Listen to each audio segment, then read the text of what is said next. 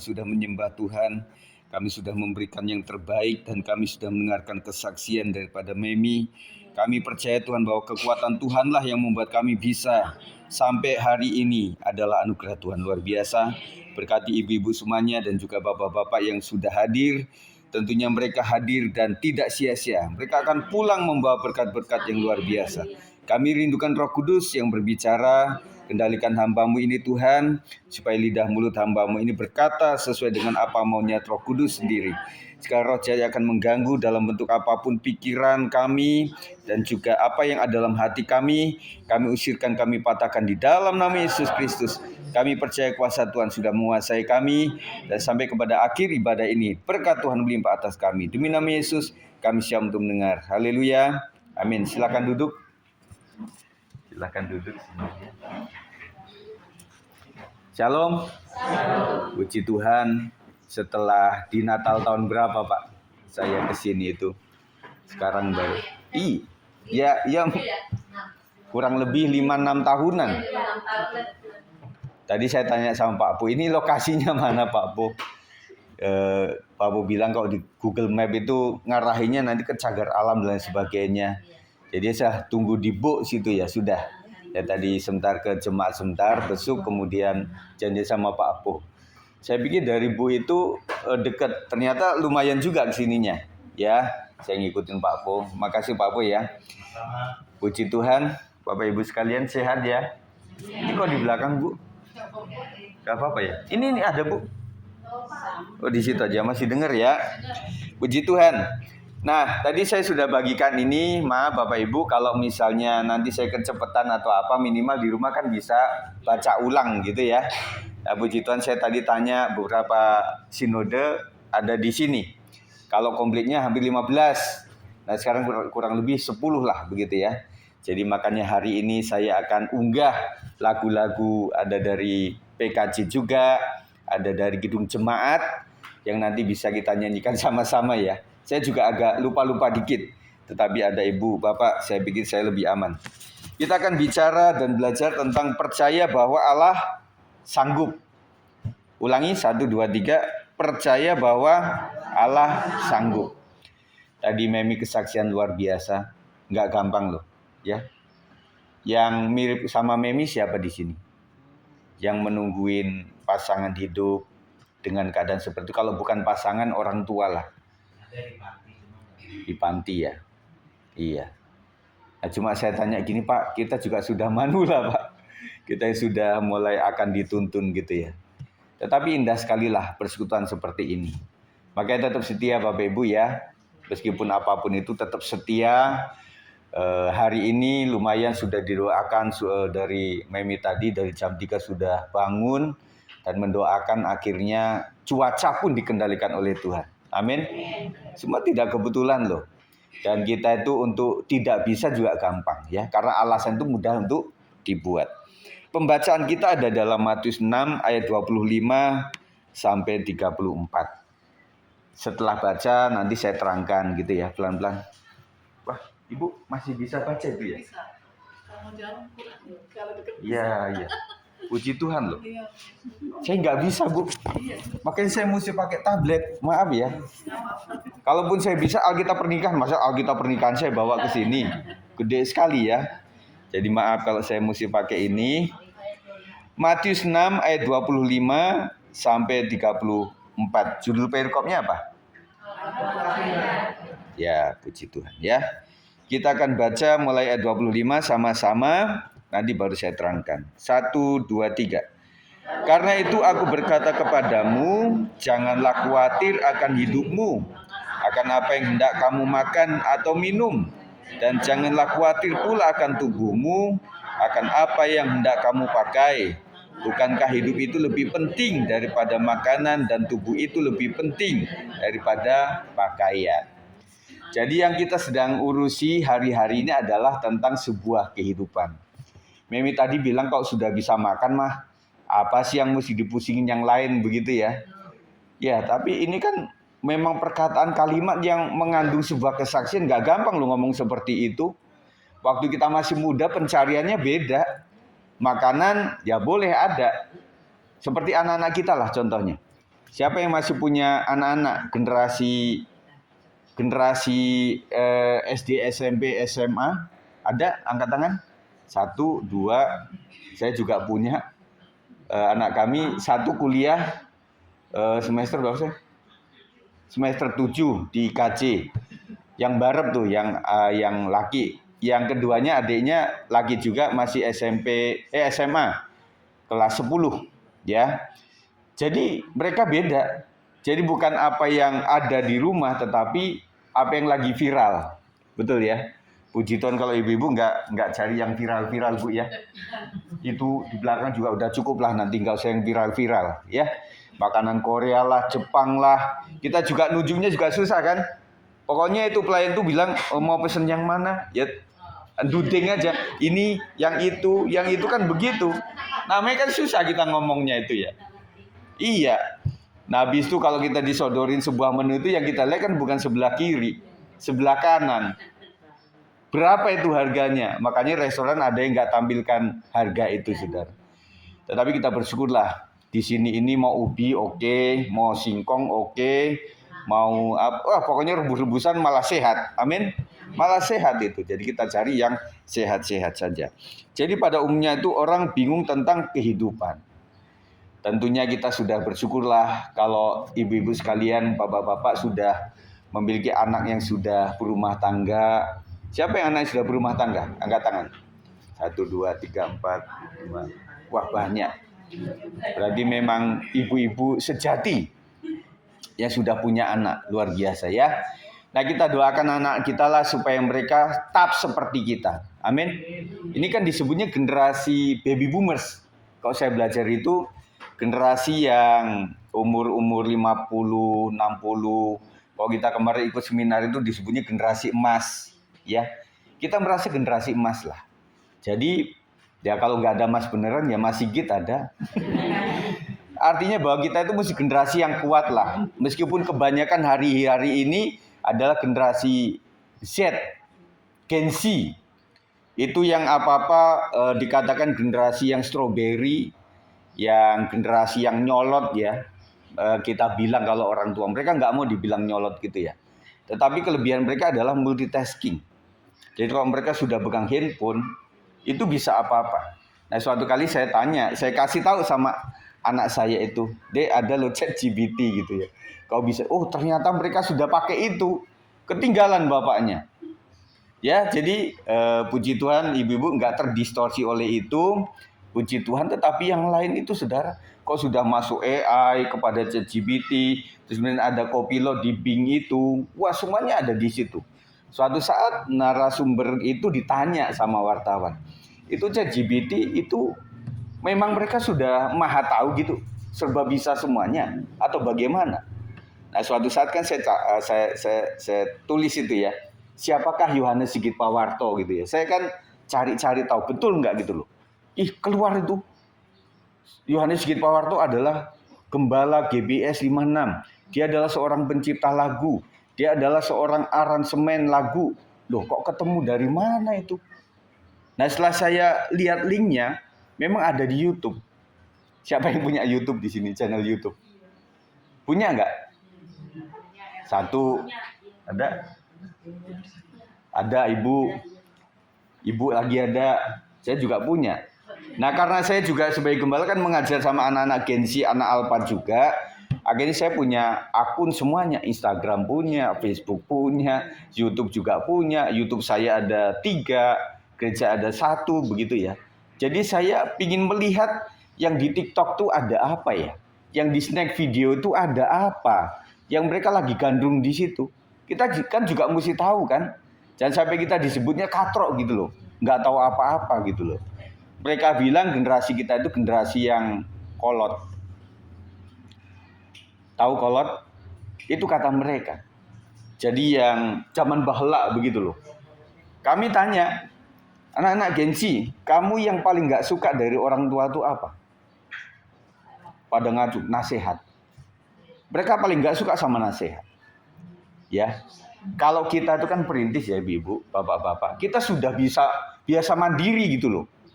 Jadi ketika mereka diajak duduk ngobrol, wah ini udah nasihat udah dah. Nah makanya kan, ya Yudi kan gitu ya Rista.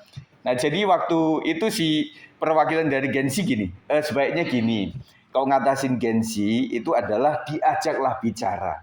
Selama ini kita adalah, nah kamu harus pilih sekolah di sini. Kalau kamu usaha nanti usahanya seperti ini. Kalau mau nanti ke sana kamu harus begini. Kalau kamu berbilian harus begini gitu ya. Nah akhirnya mereka bilang enggak, kita enggak suka digituan, ya digitukan gitu ya. Nah mereka lebih resep tuh gini. Nah kalau misalnya kamu mau sekolah itu pengennya kemana? Nah mereka diajak bicara, ngobrol. Nah mereka mau ngomong begitu loh. Nah saya pengennya gini, pengennya begini, pengennya begini ya. Meskipun orang tua yang lihat ekonomi, lihat apa, ya udah akhirnya judulnya jatuhnya sama-sama juga. Tapi minimal mereka agak mau duduk untuk mendengarkan itu. Oh saya diajak bicara. Nanti coba ya ibu-ibu kalau punya cucu, kok cucu kan generasi alfa. Mbak Sol aja sudah punya cucu loh. Yang sudah punya cucu siapa? Angkat tangan. 1, 2, 3. Kayaknya semuanya punya ini. Ya, betul nggak? Jadi cucu kita itu sudah generasi alfa itu lebih daripada generasi Gen Z, generasi Z. Mereka itu sudah perwakilan babysitter itu udah handphone. Betul kan? Jadi kalau mereka sudah pegang handphone, itu scroll-scroll itu ya, nggak ada babysittermu masih aman. Jadi kadang-kadang kita juga merasa ibu-ibu dibantu juga dengan itu ya. Tetapi kata pendidik bilang itu sebenarnya nggak sehat juga untuk memberikan itu. Bahkan banyak video juga yang mengungkap bahwa kebanyakan di handphone akhirnya sambil tiduran pun kayak main game begitu. Itu bahaya sekali. Tetapi saya berpikir kejahatan sedang ada di dunia itu. Makanya gereja harus menjawab ini semua. Di gereja itu minimal ada 5-4 generasi. Generasi baby boomers, kemudian generasi Y, generasi X, generasi Z, generasi alpha. Yang kemarin saya di BKS sempat itu kan. Baby boomers itu adalah bapak-bapak kita, kakek nenek kita. Terus kemudian ZX itu antara anak kita yang disebut suami atau istri atau menantu. Kemudian generasi Z itu adalah anak-anak kita. Nah baru generasi alpha itu adalah cucu kita. Di gereja semuanya ada. Makanya kita kan sedang seimbangkan nih. Kita ya saya pakai. Makanya kalau saya di jemaat tuh suka share tentang itu bahan materi itu kepada jemaat. Bentuknya PDF. Jadi karena ada generasi Z, ada generasi profesi kami yang sudah terbiasa begitu-begitu. Tetapi generasi oma opa kan nggak juga gitu loh. Ya, jadi enak kalau di generasi tua itu kita bisa nyanyi sama-sama gitu ya. Di generasi Z nggak bisa. Kenapa? Saya nggak tahu lagunya. Generasi Z kan lagunya kan kita pusing juga dengerin mereka itu. Nah kalau generasi etis beda. Ya peganglah tanganku Roh Kudus. Kita agak nyambung. Oh iya waktu itu ada kemesraan. Itu berarti nyambung, masih nyambung begitu ya. Jadi kita seimbangkan terus. Tentunya di gereja-gereja sekarang sudah ada namanya LCD, ada LED, dan zaman dulu kan kita transparan itu, OHP namanya ya. Nah sekarang sudah masuk ke situ. Dan yang ada duduk di sana siapa? Bukan generasi kita. Yang pegang-pegang syuting itu siapa? Pasti generasi Z, yang mereka kreatif. Kita sudah habis akal untuk mengiklankan sesuatu, tetapi mereka masih bisa. Yaitu ya, ini ngomong mengenai generasi. Nah, bicara mengenai ini janganlah khawatir akan hidupmu. Jadi yang paling dicari sekarang itu adalah bagaimana hati kita nggak khawatir. Betul nggak? Tetapi susah nggak melepaskan itu? Kan susah banget.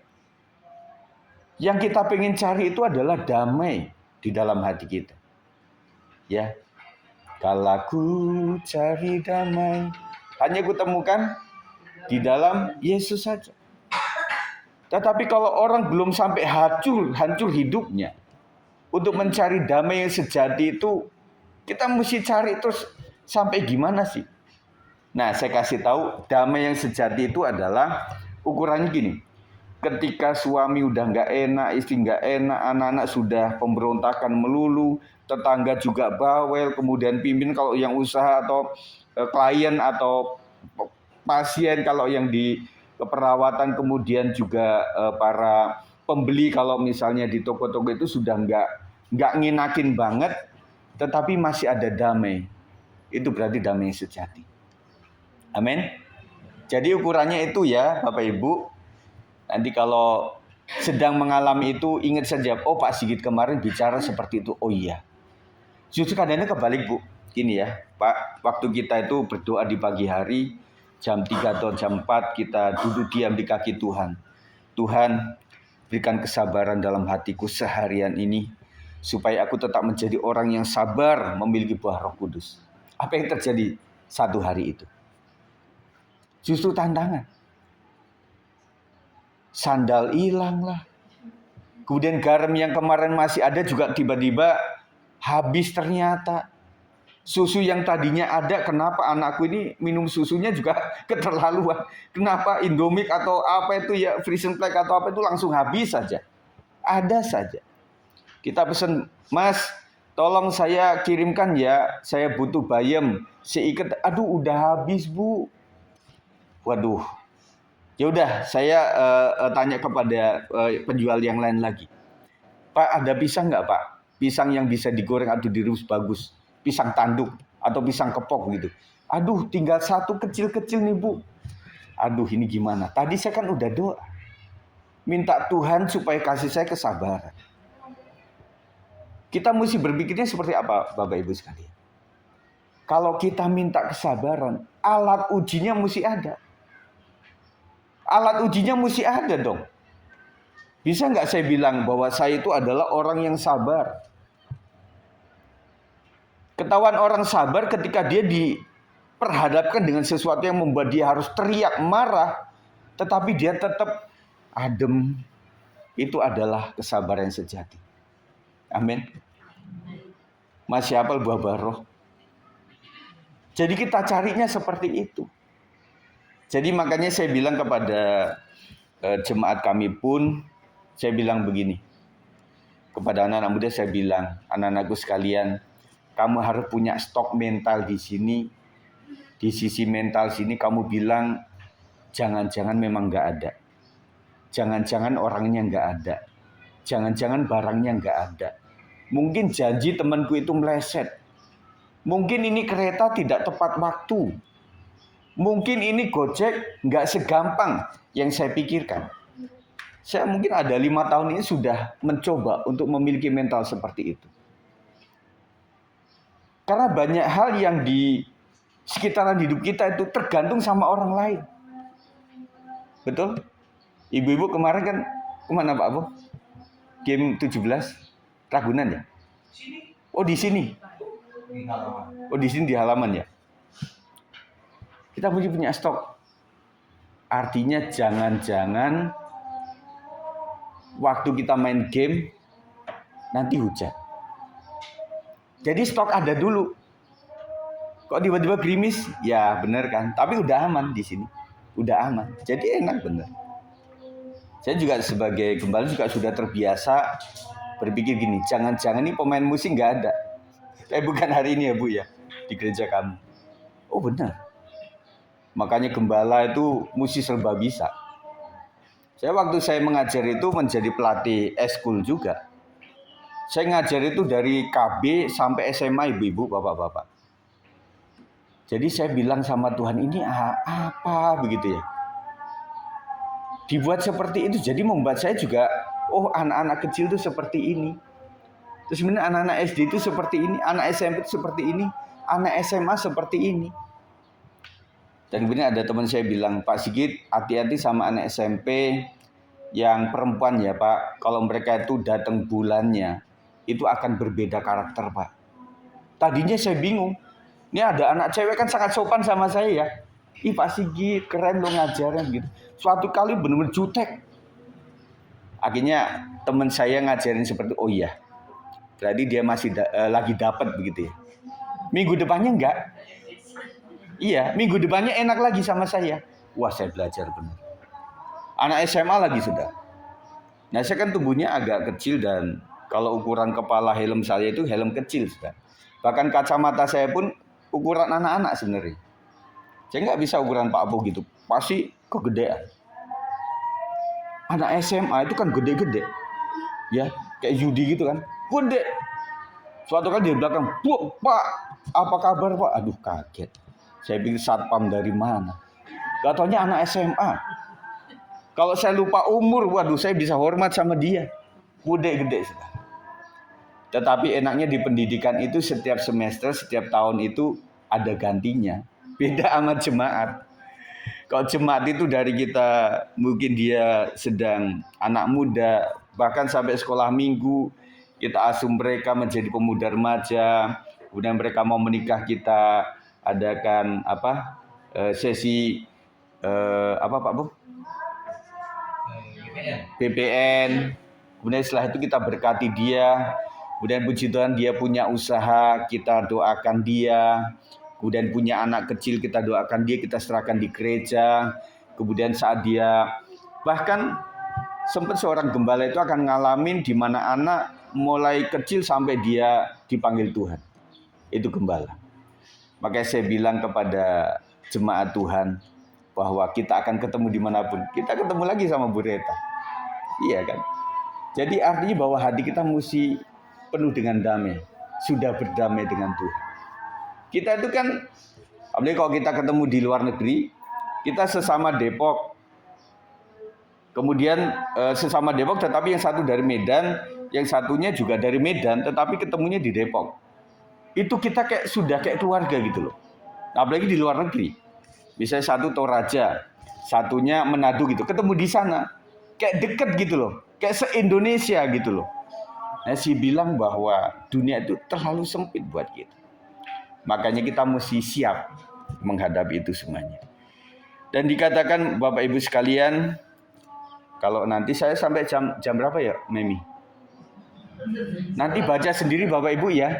Kalau kurang waktunya begitu ya. Karena ini sudah azan. Bukan berarti sama azan, enggak. Tetapi ya sudah supaya kita ini ya kita pengen ngobrol-ngobrol saja. Nah, janganlah kamu khawatir akan hidupmu, akan apa yang hendak kamu makan atau minum. Dan jangan pula khawatir akan tubuhmu, akan apa yang hendak kamu pakai. Makanan adalah kebutuhan pokok. Dulu kita belajar ada kebutuhan primer, kebutuhan sekunder, ada kebutuhan tersier. Nah Bapak Ibu, saya pikir kita sudah nggak butuhlah yang tersier seperti apa. Asal ada makanan, pakaian, cukuplah itu bagi kita. Ya, puji Tuhan. Dan kadang saya melihat bahwa generasi kita itu adalah generasi yang berjuang, yang berdoa. Dan saya melihat bahwa generasi di anak-anak lah yang membuat kita dimuliakan. Kita hancur-hancuran, artinya berdarah-darah untuk berjuang, untuk kehidupan.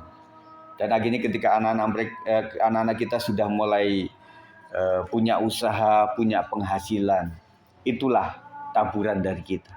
Nah, makanya kita selalu arahkan kepada anak-anak muda, hormatilah orang tuamu. Setuju ibu-ibu bapak?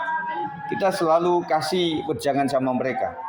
Nah, orang tuamu ini pernah muda, tetapi kalian belum pernah tua.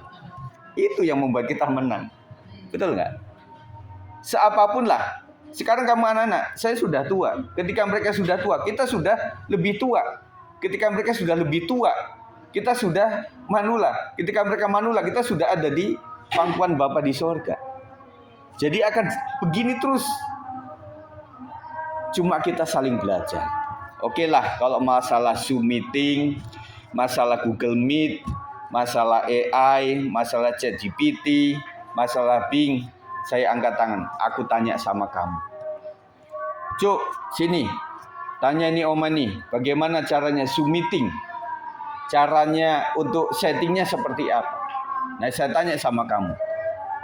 Tetapi kalau tanya masalah kehidupan, bagaimana merintis sebuah usaha, merintis sebuah keluarga, bagaimana mendampingi orang sakit, bagaimana bisa mendoakan sesama yang sakit, bagaimana bisa membantu orang yang susah, tanya sama papa dan mama kamu. Kadang mereka care-nya kadang kurang. Betul gitu Bu? Pak ya. Melihat anak-anak kita tuh care-nya kok masih kurang gitu. Padahal di dunia pendidikan kita sudah ajarkan. Nah, untuk hari ini, seminggu ke depan atau 3 hari ke depan, kita akan mengadakan puasa jajan. Apa itu Pak Guru? Gini, selama ini kamu dikasih uang jajan kan sama mama papa kamu. Nah dalam 3 hari ini tolong itu tidak dipakai, tetapi kamu bawa yang dari rumah saja. Bawa bekal, bawa bontot, itu yang kalian makan. Dan sisihkan dari uang jajan itu untuk membantu sesamamu yang masih ada di rumah sakit, yang sedang di ICU. Kita diajar seperti itu. Supaya ada ada rasa memilikilah seperti itu. Dan saya melihat orang-orang yang serupa itu antara pendeta, guru, sama dokter atau perawat. Itu mirip-mirip. Yang artinya kita punya panggilan seperti itu. Kita didik anak-anak kita seperti itu. Kami punya anak di negeri, itu bagus loh. Ya, zaman dulu negeri itu kan apalagi PGRI waktu itu kayak dihindari. Nah mereka itu santunnya luar biasa. Anak-anak kami kalau jabat tangan tuh selalu pakai cium. Betul ya? Ya kalau ada suami istri, kalau misalnya di luar rumah tuh, misalnya suaminya mau kerja, mereka itu suka cium. Ya. Supaya suami sampai dengan selamat dan membawa rezeki yang luar biasa. Mereka santun. Kadang kita juga kritisi sama sekolah-sekolah swasta. Yang kadang-kadang nggak ada yang namanya santun seperti itu. Nggak ada.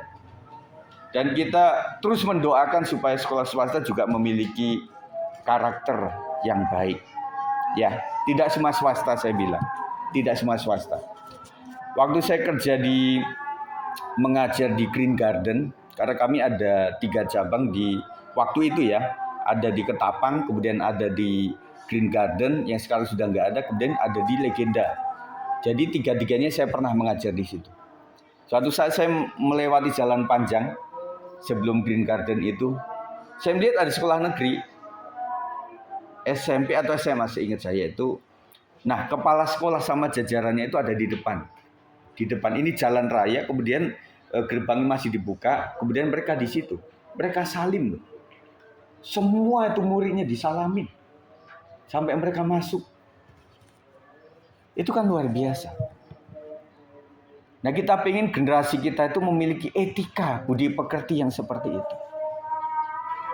Makanya kita sering bilang ya, nah udah dikasihkan bilang apa? Terima kasih, kan begitu. Kita ajarin mereka. Itu yang paling susah kita katakan kepada orang lain adalah minta maaf sama terima kasih. Itu 2 aja lah. Ilmu hidup. Katakan, maafkan saya ya. Terima kasih ya tante. Terima kasih ya oma. Terima kasih ya bang. Terima kasih ya kak. Terima kasih ya opa. Terima kasih ya mah. Kan begitu mereka harus lakukan. Hari bapak ibu yang masih punya anak-anak, nanti ajarkan itu. Ya tentunya setiap keluarga punya cara sendiri-sendiri. Saya nggak kasih tips seperti apa, tetapi Bapak Ibu sudah punya bagaimana cara mendidik anak-anak semuanya. Amin. Dan kemudian, bukankah hidup itu lebih penting daripada makanan dan tubuh itu lebih penting daripada pakaian? Filipi 1 ayat 21 kita baca sama-sama. Filipi 1 ayat 21 Bu. Ya. Saya sudah ketemu sama-sama 1, 2, 3. Karena bagiku hidup adalah Kristus dan mati adalah keuntungan. Hidup adalah Kristus. Puji Tuhan, setiap kali kita bangun pagi, kita akan coba. Tangan saya masih sehat, leher saya masih bisa nih, kemudian mata saya masih awas. Kita hanya bilang sama Tuhan apa? Terima kasih Tuhan. Siapa yang masih melakukan doa pagi? Angkat tangan ibu-ibu, bapak-bapak. Masih ada? Sempatkanlah untuk berdoa pagi.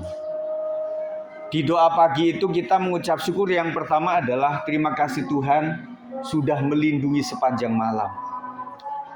Maaf kata ibu-ibu, bapak-bapak, kadang-kadang kita juga lupa ngunci gerbang. Kita kadang lupa ngunci rumah kita. Kalau Tuhan sempat kasih suatu penglihatan seperti itu, untuk kita bisa bersyukur kepada Tuhan. kadang-kadang ya namanya kita udah umur, kadang motor sudah masuk nih, tetapi kunci masih nyantel di situ.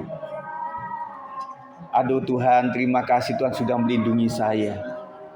Ya, nah, makanya Bapak Ibu sekalian kalau sedang mau kegiatan, cek semuanya.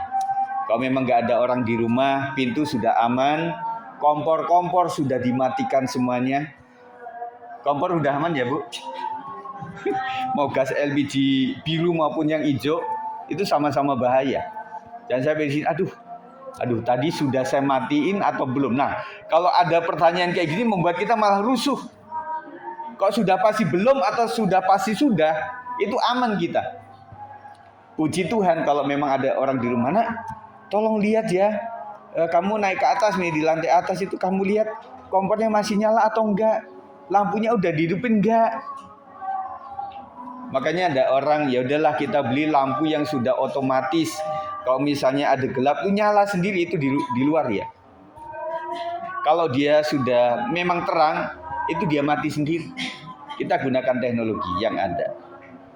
Dan Filipi ini berkata 1 ayat 21, 1, 2, 3, karena bagiku hidup adalah Kristus dan mati adalah keuntungan. Itu sajalah ibu-ibu, bapak-bapak. Jadi kalau saya masih hidup artinya untuk Kristus. Kalau saya mati itu adalah sebuah keuntungan. Saya bilang yang membuat kita susah untuk tinggalkan dunia ini bukan masalah hidup kita sendiri. Kalau sebenarnya hari ini pun siaplah dipanggil oleh Tuhan. Yang penting diketahuan hidup benar pasti masuk surga. Tetapi yang kita pikirkan itu adalah orang-orang yang masih hidup. Kalau saya sudah nggak ada bagaimana ya? Yang Mami sudah cerita seperti itu tadi, jadi bebannya itu bukan pribadi ya Bu ya, bukan pribadi lagi. Bagaimana ini bisa dibantu sampai saya tutup mata, tetapi sambil senyum. Dan sampai tutup mata sambil kita itu susah untuk merem karena mikirin yang masih ada di dunia. Makanya dari awal kita doakan keluarga besar kita. Selalu saya mendoakan begini, kalau setiap pagi saya bangun atau waktu malam saya menjelang tidur. Kalau menjelang tidur itu pokok yang saya doakan, terima kasih Tuhan. Dari dini hari sampai menjelang malam ini, Tuhan sudah melindungi saya. Kalau punya usaha, Tuhan sudah melimpahkan berkat atas usaha saya. Warung saya bisa lestari sampai sekarang, semua adalah anugerah Tuhan. Terima kasih Tuhan, Kau telah memberikan pekerjaan, penghasilan seharian ini. Dan saya mendoakan karena saya percaya bahwa Tuhan memberkati juga pada saat saya tidur. Saya serahkan semua usaha saya ke dalam tangan Tuhan. Saya sudah maksimal kerjakan semuanya. Dan yang masih kurang, saya percaya Tuhan yang covering semua. Terima kasih Tuhan. Dan tidak lupa ampuni segala dosa dan kesalahan saya, pikiran saya, perkataan saya, perbuatan saya, yang mungkin saya tidak sengaja tetapi membuat orang lain itu sakit hati. Ampuni saya Tuhan.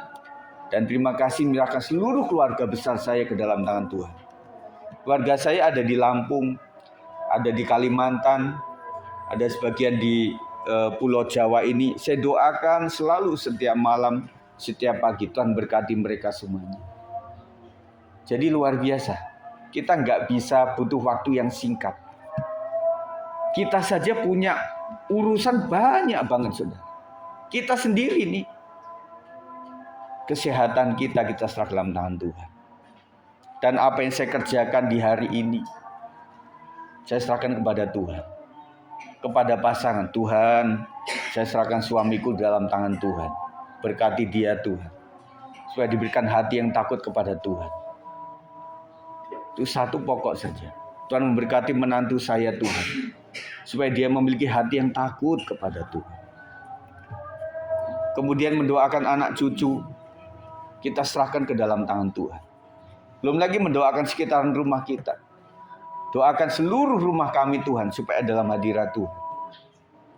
Tidak ada penghuni-penghuni lain selain Kristus saja. Kita doakan. Dan akhirnya kita berpikir, aduh, berarti butuh juga untuk doa keliling. Tetapi bagaimana caranya saya bisa doa keliling? Setiap kali kita ke gereja, kita melewati kan ini ganggang banyak ya. Kita doakan saja dalam nama Yesus. Berkat Tuhan untuk Kampung Baru dalam nama Yesus.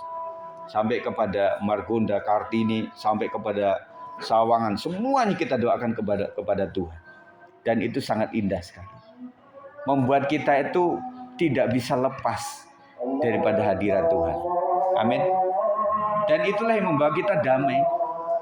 Dan suatu saat kita ukur damai. Dan saya temukan salah satu yang membuat kita damai adalah ketika kita sudah menyelesaikan tugas kita. Itu yang membuat kita damai. Siapa yang merasa perfeksionis? Saya termasuk bagian itu. Yang artinya mesti selesai sebelum selesai. Belum ada damai.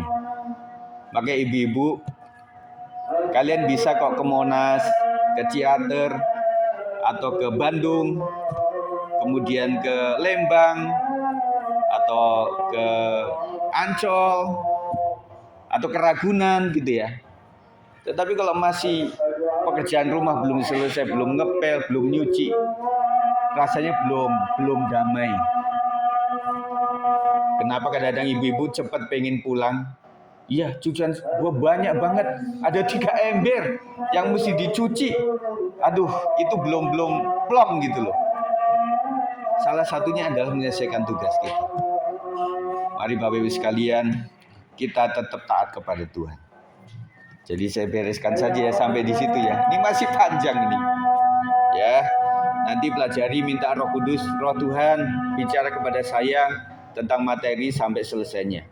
Kiranya Tuhan memberkati saya dengan firman hikmat marifat daripada Tuhan. Amin. Puji Tuhan. Sebenarnya saya masih kangen sebenarnya. Tetapi karena sudah mulai maghrib, sudah mulai malam, ya sudah kita selesaikan di dalam bentuk doa kepada Tuhan. Kalau sudah scroll paling bawah itu ada satu pujian di tengah. Itu ada pujian, nanti istriku membawa kita dalam doa sayang ya. Arti kehadiranmu, jalanmu tak terselami. Tadi ibu siapa namanya?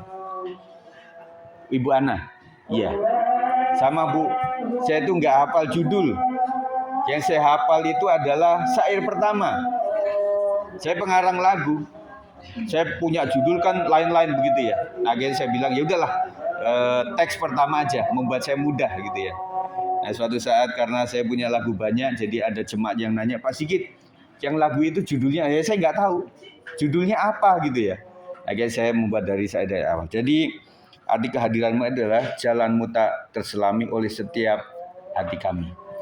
Mari sayangku untuk memimpin doa. Kita akan naikkan pujian ini ya.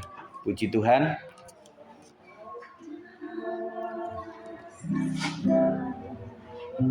Jalanmu tak terselami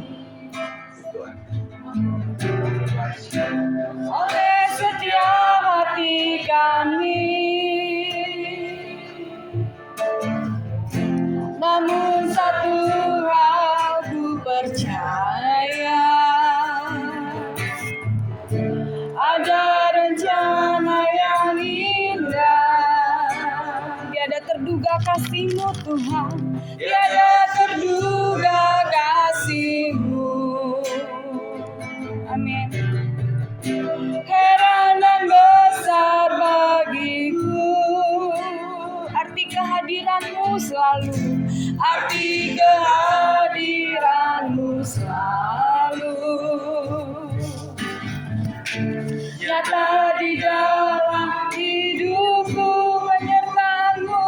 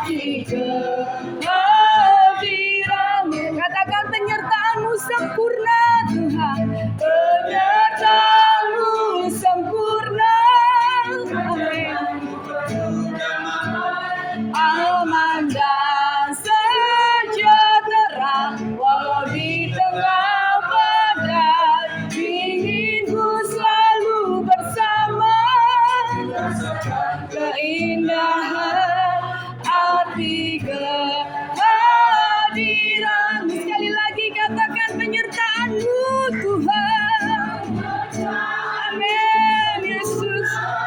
Rancangan-Mu penuh damai, aman dan sejahtera. Walau di tengah badai, ingin ku selalu rasakan keindahan arti kehadiran-Mu Tuhan. Arti kehadiran-Mu Tuhan. Arti kehadiran-Mu Tuhan. Arti kehadiran-Mu Tuhan. Mari kita berikan kemuliaan buat Haleluya Yesus. Terima kasih Bapa. Terima kasih Tuhan Yesus. Allah yang begitu luar biasa bagi setiap kami Tuhan, anak-anak-Mu Bapa. Kami sungguh bersyukur Bapa, kalau kami ada sampai saat ini Tuhan, itu semua karena kasih dan kemurahan-Mu Tuhan, yang begitu besar di dalam hidup kami Bapa. Oleh karena itu Tuhan, tidak pernah berhenti kami selalu mengucap syukur dan bersyukur hanya kepada-Mu Bapa. Tuhan, terima kasih Tuhan, Engkau telah kumpulkan kami Tuhan, dari berbagai gereja yang ada di tempat ini Bapa. Kami tidak memandang itu Tuhan, tetapi kami hanya memandang Engkau Tuhan Yesus yang menyelamatkan hidup kami Bapa. Tuhan, terima kasih Bapa, terima kasih Tuhan. Kalau kami sudah mendengar firman-Mu Tuhan, yang boleh menyegarkan jiwa kami, roh kami Tuhan, bahwa Engkau berkata Tuhan, jangan khawatir akan hidup kami Bapa, akan apa yang kami pakai, akan apa yang kami minum Tuhan, karena kami tahu Tuhan Kau telah menyertai dan menyediakan apa yang kami perlukan Tuhan Yesus. Terima kasih Tuhan, terima kasih Bapa. Biarlah Tuhan kami mempersembahkan hidup kami menjadi persembahan yang hidup, kudus dan berkenan kepada-Mu Tuhan. Inilah kerinduan setiap kami Tuhan, para ibu-ibu di tempat ini Bapa. Tuhan, berkati mereka Bapa dalam masa tua mereka Tuhan Yesus, dalam melayani suami, anak, cucu dan menantu semuanya Tuhan. Engkau berkati mereka Bapa. Engkau berkati ibu-ibu yang ada di sini Tuhan Yesus. Berikan kesabaran, berikan kekuatan Tuhan dalam menghadapi apapun badai kehidupan Tuhan. Walaupun masalah kami Tuhan berbeda-beda Tuhan, tetapi kami punya Tuhan yang sama Bapa, yang sanggup Tuhan melepaskan setiap masalah dan problema kami Tuhan.